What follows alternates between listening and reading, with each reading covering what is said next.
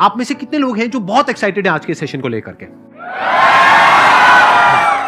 तो अब मैं जैसे ही आपको नाम बताऊंगा उनका, जो हमारे आज के गेस्ट हैं, तो आपका जो एक्साइटमेंट लेवल है वो और बढ़ जाएगा। ये बताने से पहले कि गेस्ट कौन है, मैं आपको थोड़ा सा बताता हूं यूट्यूब के बारे में। यूट्यूब में क्या है कि पूरे वर्ल्ड की अगर बात करी जाए तो करोड़ों चैनल्स हैं जो अलग अलग जॉनर्स में हैं, अलग अलग कैटेगरीज में हैं। उसमें से दो बड़ी कैटेगरीज हैं, मोटिवेशन और एजुकेशन। पूरे वर्ल्ड में जो वर्ल्ड का नंबर 1 मोटिवेशन चैनल है वो मेरा है, और जो वर्ल्ड का नंबर 1 एजुकेशन चैनल है किसी इंडिपेंडेंट क्रिएटर का, वो उनका है, जो कि हमारे गेस्ट हैं। उनके 17 मिलियन से ज्यादा सब्सक्राइबर्स हैं। Please give an energetic and warm welcome to the one and only Khan sir.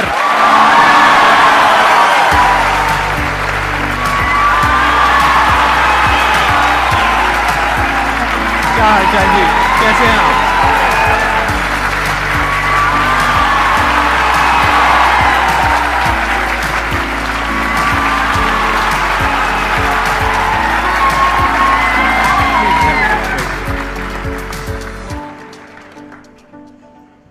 इससे पहले कि ऑडियंस आपसे कुछ पूछे या इंटरेक्ट करे, मेरे माइंड में एक क्वेश्चन है आपके लिए जी। जो बच्चे हैं वो आपके इतने दीवाने क्यों हैं, इतने पागल क्यों हैं आपके पीछे? मतलब मेरे कमेंट सेक्शन में भरा पड़ा था, खान सर कब आएंगे, खान सर कब आएंगे। मतलब ऐसा क्या जादू कर दिया आपने बच्चों के ऊपर? ये सवाल हम आपसे भी पूछते हैं, हमारे पे भी इतना कमेंट आया, इतना मेरे तो ऑफिस में लोग चले आए कि सर कब जा रहे हैं। अच्छा। क्योंकि हम लोग का तो एग्जैक्ट है, वही पढ़ाना है। हाँ। तो देखिए, हम लोग का मेन है कि बच्चों को जो जरूरत रहती है कि अगर लड़का पढ़ने आ रहा है ना, उसके मन में कोई डाउट ना रह जाए। हम उसको कहते हैं कि हम तुम्हें पढ़ा रहे हैं, दम है तो भूल के दिखाओ, याद करके नहीं।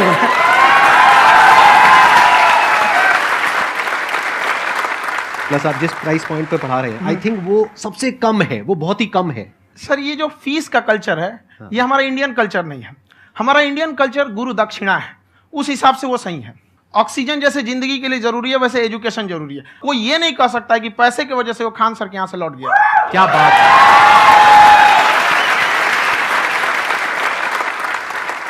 मैंने देखा कि आपका ये जो चैनल है कि ये पिछले 3 साल के अंदर अंदर ही ग्रो किया है। हमको जब चैनल शुरू हुआ तो एक दिन में हम 4-5 वीडियो बनाए। एक हमको कुछ आता, आज भी नहीं आता इतना, तो हम देख के कैमरा उमरा तो हम कंफ्यूज हो गए, बाप रे। तो हम एक ही दिन में वीडियो शूट किया, पढ़ाने वाला टॉपिक था हमको। उसके बाद कभी वीडियो ही नहीं, 6-7 वीडियो एक ही बार शूट कर लिए। और एक जो थे जिनका कैमरा वगैरह था, मेरे पास कैमरे भी नहीं थे उस टाइम, और कैमरा 35,000 का था, तो 6 महीना इसी में लग गया। जो 35,000 इसी में फंस जाएगा। तो उनके कैमरे से शूट किए, उन्होंने कोई चार्ज लिया, उसके बाद हम छोड़ ही दिए। लॉकडाउन लगा, तब हम कहें आप कैसे पढ़ाएंगे, वो तो 1 दिन 2 दिन करते करते अचानक लंबा हो गया। तब हमको याद आया कि ओहो, मेरा एक चैनल भी है वहाँ पे।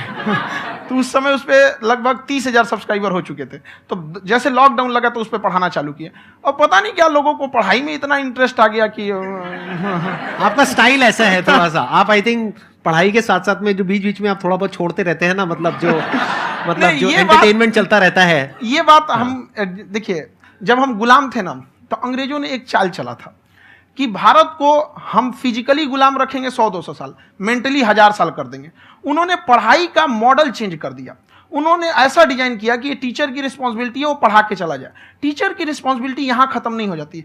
पढ़ाना तो कोई भी पढ़ा सकता है, टीचर की इससे बड़ी रिस्पॉन्सिबिलिटी होती है उसे समझाना। वो समझा कि नहीं समझा।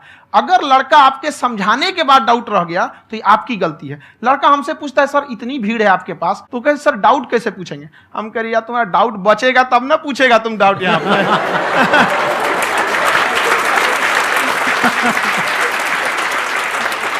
कॉन्फिडेंस नेक्स्ट लेवल है खान सर का, मानना पड़ेगा। और शायद यही वजह है इनकी जो ग्रोथ है उसका।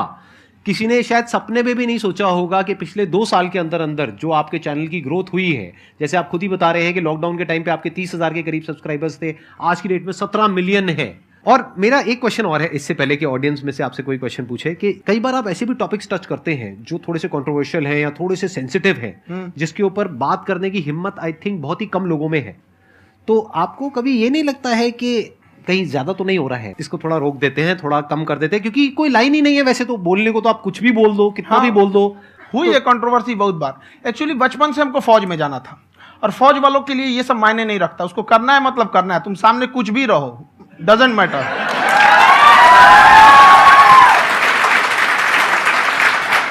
और मैंने YouTube पे देखा कुछ वीडियोस में कि आपका जो इंस्टीट्यूट है वहां पर आज से कुछ साल पहले कुछ बम गिरे थे। हाँ, कुछ गिरे थे, कुछ तो बहुत सॉलिड जगह गिरा था, फटा नहीं वो। मतलब आपके आसपास? हाँ, बम को भी पता है कि टीचर की इज्जत किया जाता है। क्या बात है, क्या बात है। मैं समझ पा रहा हूं कि ये आपके अंदर जो एटीट्यूड है ये कहां से आ रहा है, क्योंकि आप बचपन से ही फौज में जाना चाहते थे, तो आप जंग के मैदान में ही खड़े हैं एक तरीके से। बस फर्क ये है कि आपके हाथ में कलम है, हथियार ना हो करके। हथियार से एक आदमी की जान जा सकती है, हाँ। कलम से बहुत ताकत होता है। शिक्षा एक ऐसा हथियार है ना, हर कुरीतियों से लड़ सकता है, हर तरह की समस्याओं से। और ये एक ऐसा हथियार है, मेटल डिटेक्टर में भी नहीं पकड़ाता है।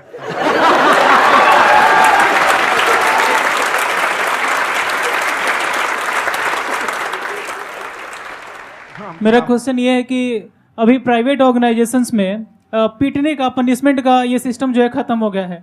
हम आपके वीडियो में देखे हैं सर कि आप एक बड़ा सा रोल रखे रहते हैं, पुलिस वाला लाठी है वो, पुलिस वाला लाठी है, और स्टेज पे बुला के बच्चों को उसी से धुनाई शुरू कर देते हैं मस्त एकदम से, है ना। तो सर मतलब कि बच्चे मतलब कि डरते नहीं हैं आपसे, और इस तरीके से कैसे कनेक्टेड हैं आपसे, है ना। और एक और क्वेश्चन सर, यूपीएससी का जो आप अपना बैच स्टार्ट करने वाले हैं, ठीक है, उसके बारे में बताइए सर, क्योंकि मुझे मतलब उस इशू करना है सर, ठीक है। और संदीप सर को देख लिए, मेरा तो वैसे ही हो जाना है।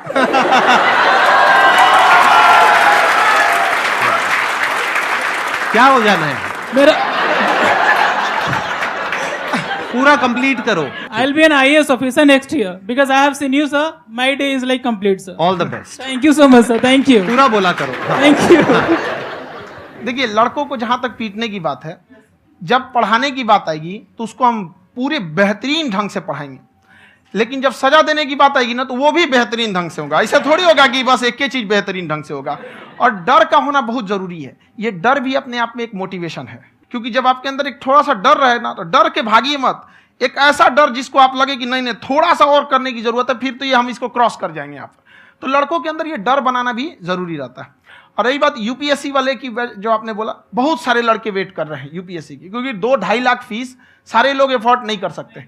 और हमारा वही रहता है, हम तो ज्यादातर हमारे स्टूडेंट देखेंगे तो किसी के रिक्शा वाला, सब्जी वाला, यही लोग, इनको तो 2.5 लाख रुपया, इनके पास पूरी संपत्ति नहीं होती है, फीस कहाँ से भरेंगे वहां पे, उसके बाद रहेंगे कहाँ से। तो ऑल ओवर इंडिया से, कश्मीर से कन्याकुमारी तक, गरीब से गरीब भी लड़का उसको पढ़ सकता है। यही कुछ 1000 रुपये मंथली, 12-14 हजार साल का पड़ेगा, खत्म हो जाएगा इतना में।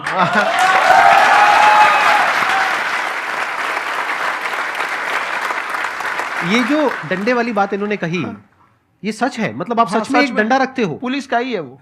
और मारते हो? हाँ, कि मतलब अगर कोई लड़की छेड़ता है या ऐसा कोई भी उल्टा पुल्टा काम पढ़ाई करता लिखाई है, कुछ भी गलती करेंगे तो पिटाएंगे वो। यहाँ पे कैमरे पे ऑन कैमरा जैसा भी रहे, कुछ भी पिटाना तो उनको फिक्स है। एक तो कोई मतलब विधायक जी थे, उनके लड़का को पीट दिए, तो चला है दल बल लेके अपना वहां पे। उसने घर पे नहीं बताया था कि सर ने पीटा है, बस बोल दिया कोचिंग में पीटा है। बाद में पता चला हम पीटे हैं, तो उसके पिताजी मेरे सामने और पीटे।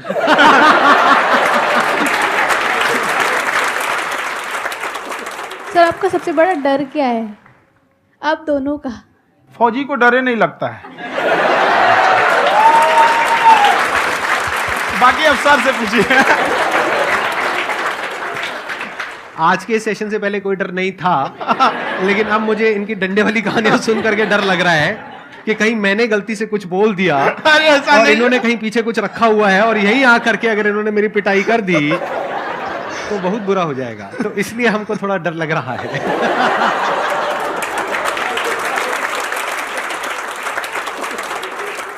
आपकी डेली कितने घंटे क्लासेस होती हैं? 6-7 घंटे। अभी भी खुद ही करते हो आप? हाँ, जो भी हमारे classes स्टाफ करते परेशान रहते हैं। हम 1:30-2 बजे सोते हैं, सुबह 6 बजे उठ जाते हैं, परेशान रहते हैं। हो? यार इतना क्यों करते हो, है ना? कभी तो उनको भी साथ साथ लगना पड़ता है ना? उनको साथ साथ लगना पड़ता है। हम जग गए तो कोई सोया थोड़ी रहेगा, परेशान रहते, दिन में सोते ही नहीं है बेचारा, कहीं कहीं जाके सोते रहता है। तो हम सीट बांध दिए कि भाई तुम इस समय सो जाना, तुम इधर सो जाना। आपकी शादी हो गई या नहीं हुई अभी? मेरी खुशहाली देख के आप आइडिया लगा सकते हैं।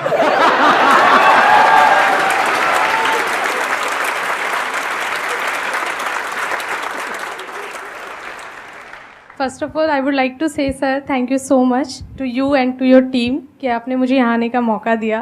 एंड सर, अब तक मैंने आपको सिर्फ फ़ोन या लैपटॉप में ही देखा है दोनों को, आज फर्स्ट टाइम लाइव देख रही हूँ तो बहुत अच्छा लग रहा है।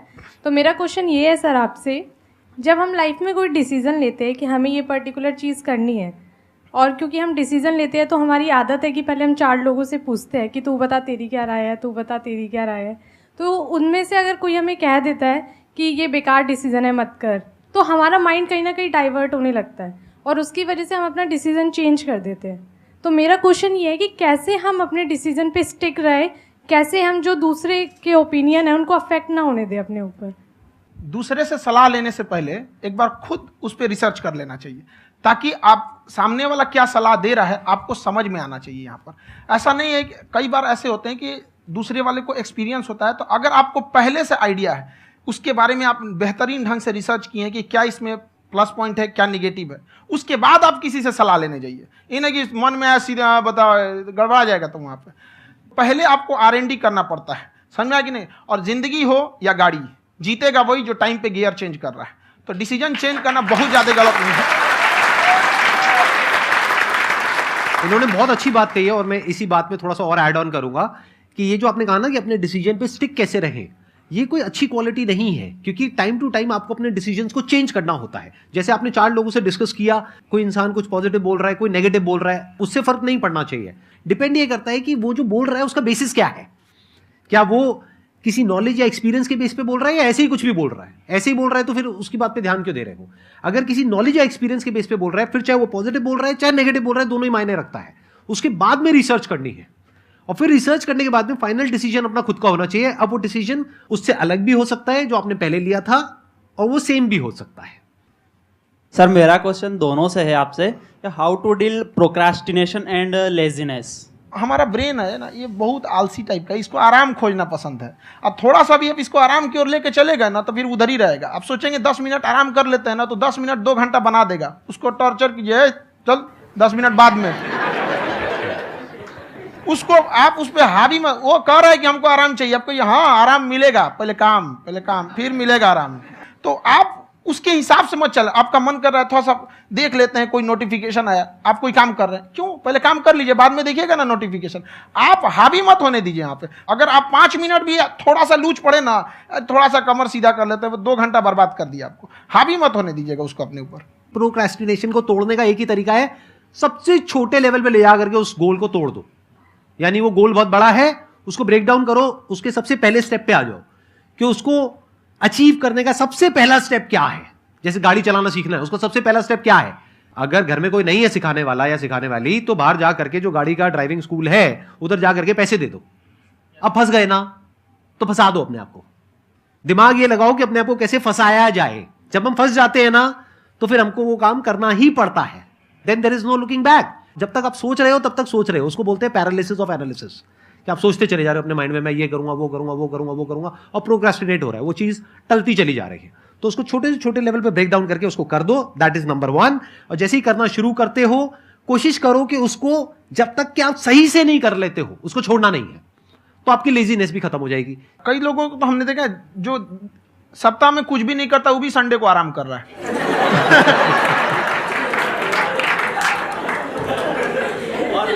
वैसे कहा भी जाता है कि अगर कोई काम आपको करवाना है ना, तो ऐसे किसी इंसान को दो जो बिजी है। हाँ। ऐसे आदमी को मत दो जो खाली है। ये परफेक्ट एग्जाम। किसी को भी आप देखिएगा जिसको आप कहते हैं कि मतलब थोड़ा ठीक ठाक आप समझते हैं कि नहीं ये बहुत आगे निकल, वो एक काम को खत्म करने के बाद कभी आराम नहीं करेगा। एक काम खत्म हुआ उसको लगेगा हाँ एक खत्म हो गया, अब दूसरा करना चाहिए। और वही जिसको देखिएगा एक खत्म हो गया अरे आराम करना चाहिए, कभी नहीं, लाइफ में आखिरी सांस तक। सर यहाँ पे सब हिंदी में पूछते हैं, इंग्लिश में पूछते हैं, मैं भोजपुरी में पूछूं? जौन भाषा ठीक लगे तोने में पूछ दो। हाँ सर।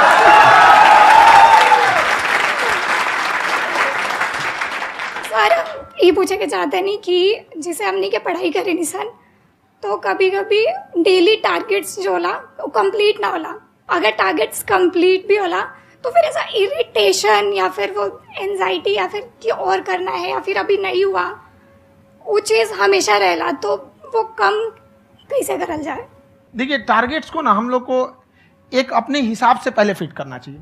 ऐसा नहीं कि दूसरे किसी इंसान को देख के हम टारगेट फिट कर ले। कोई लड़का 8 घंटा पढ़ रहा है, कोई पहली बार अभी पढ़ना ही चालू किया, उसको देख के 8 घंटा पढ़ेगा तो पढ़ाई छोड़ देगा।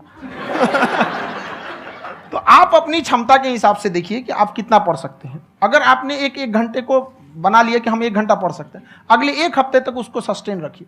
जिम में कैसे करते हैं लोग, पहले दिन उठा लीजिएगा 1 कुंटल तो हार्ट अटैक हो जाएगा।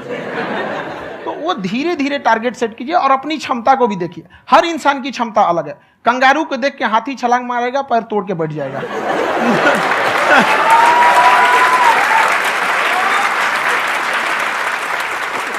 अब संदीप सर का मोटिवेशन देख के इसका मतलब क्या कि ट्रेन के आगे खड़ा हो जाएंगे, ढकेल देंगे तुमको। हालांकि ऐसा कर देते हैं, लेकिन ऐसा करिएगा लोग नहीं, क्षमता पता होना चाहिए। आपके अंदर एंजाइटी हो रही है कि मैंने कर तो लिया है। आप ये नहीं कह रहे कि मैंने कुछ भी नहीं किया है फिर मेरे को एंजाइटी हो रही है। आप ये कह रहे हो मैंने काफी कुछ कर लिया है फिर भी एंजाइटी हो रही है कि कहीं कुछ छूट तो नहीं गया है। तो बेसिकली आपको ये देखना है कि अगर आपके अंदर ये एंजाइटी हो रही है, that means you are a very good student. आप एक अच्छे स्टूडेंट हो। क्यों? क्योंकि बहुत सारे स्टूडेंट्स तो ऐसे हैं उनको पढ़ने के नाम से एंजाइटी होती है। तो आपको एंजाइटी हो रही है कि मैंने पढ़ लिया, दिन में मानो 8 घंटे का आपने टारगेट सेट किया और 6 घंटे पढ़ लिया, या मान लो 8 घंटे भी पढ़ लिया, फिर भी एंजाइटी हो रही है कि मैंने 10 घंटे नहीं पढ़ा।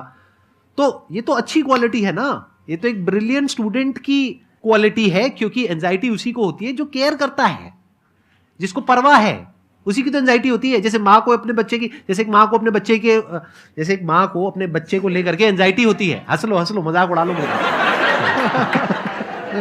कोई बात नहीं, एडिट कर देंगे इसको हम। हाँ।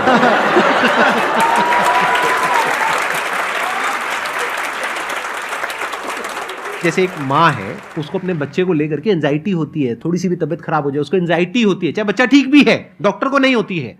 क्यों? क्योंकि माँ को उस बच्चे से प्यार है। तो दैट मीन्स कि आप अपनी पढ़ाई को लेकर के सीरियस हो, इस वजह से आपके अंदर एंजाइटी हो रही है, विच इज नॉर्मल। जहां पर प्यार मोहब्बत होती है वहां पर थोड़ी बहुत एंजाइटी तो होती ही है ना। समझ रहे हो ना मैं क्या कहना चाह रहा हूं? आप लोग समझ रहे हो ना मैं कहां जा रहा हूं? जब वो किसी और से बात करती है तो एंजाइटी होती है ना।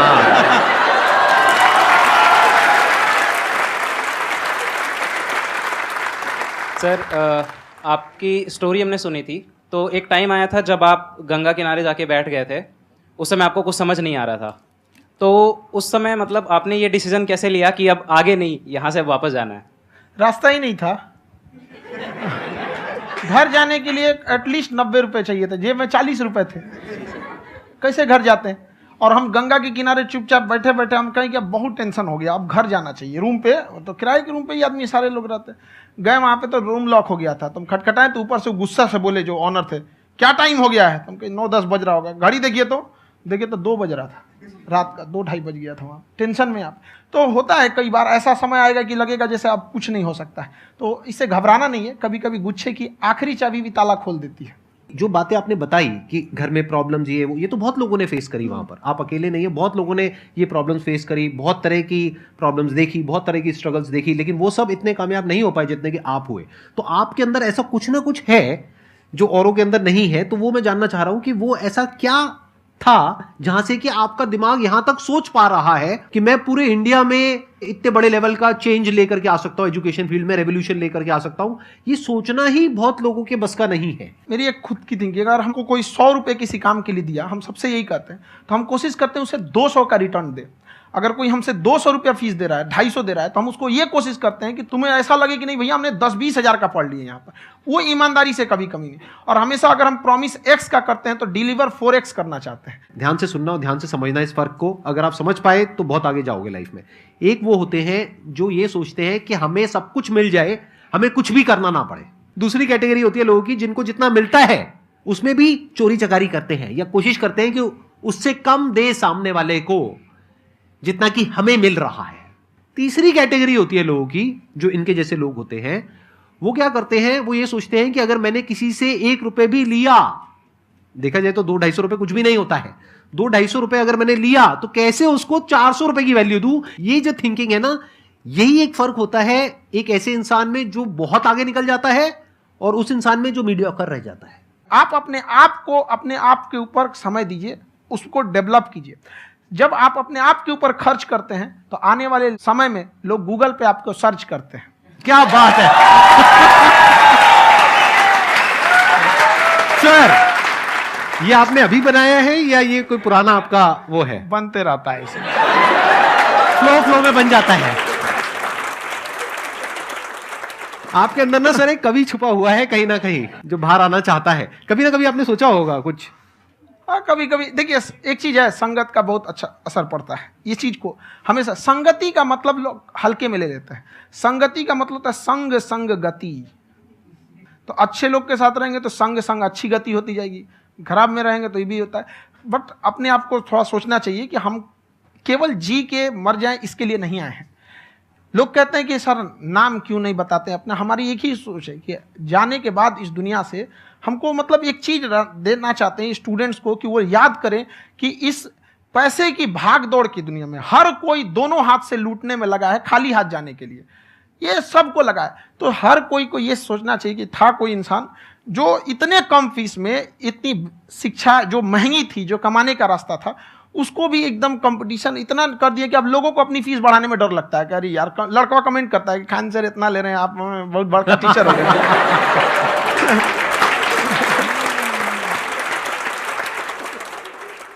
खान सर की एक क्लिप है, ये समय और समझदारी में बहुत फ़र्क होता है।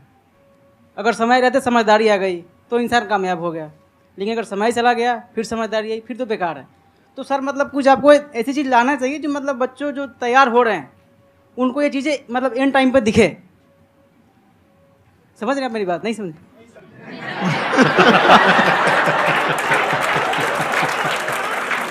यही होता है सर का मोटिवेशन ज्यादा हो जाता है। जब आप स्ट्रगलिंग फेज में हैं तो कम से कम चीजों को अपने ऊपर खर्च कीजिए, ज्यादा से ज्यादा सीखने में खर्च कीजिए। अगर आपको राजा बनने का शौक है तो गुलाम की तरह मेहनत करना सीखिए, तब राजा बनेंगे।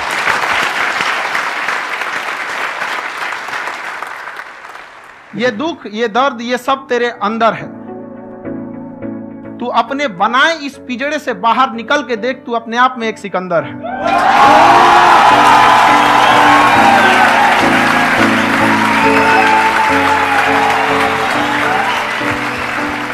Thank you so much sir for coming. बहुत मजा आया मेरे को आपके साथ में इंटरेक्ट करके। आई एम श्योर आप लोगों को भी बहुत मजा आया होगा।